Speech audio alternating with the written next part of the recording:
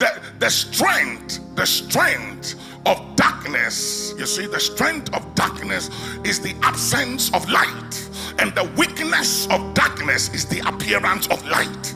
And the other day, the servant of God David said, thy word is a lamp to my feet and a light to my path. And the Bible said Elohim came on the scene, and he saw the condition of the earth, and the earth was without shape or form, and darkness had covered the face of the deep. And the Bible said the first thing God did was to speak light, because light was necessary to give him illumination to see what he was going to create. And without light he couldn't create. Without light he couldn't see what he was speaking. So he said, in order for me to create and to see what I have created, that it is good, I need light, I need illumination. So the first thing God did was to speak light. Let there be light, light, light. And the Bible said, and there was light. Now according to the scriptures, the Bible said after the first light, then God created the little light. He created the sun, which is the ruler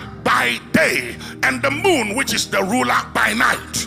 And watch this, the moon is a reflection of the sun by night. Now the first light, the first let there be light, was not the sun, which is the ruler of the day, and it wasn't the moon, which is the ruler of the night, not the stars. So what was the first light if it wasn't the sun, the moon, and the stars? Now the Bible said this is the light that lighted every man that cometh into the world. And the Bible said that there was a man sent from God whose name was John, to bear witness of the light, but he wasn't the light. Then Jesus came and said, I am the light of the world.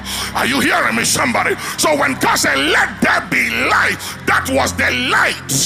Jesus was the light that lightened darkness. And the Bible said, for the darkness could not comprehend the light.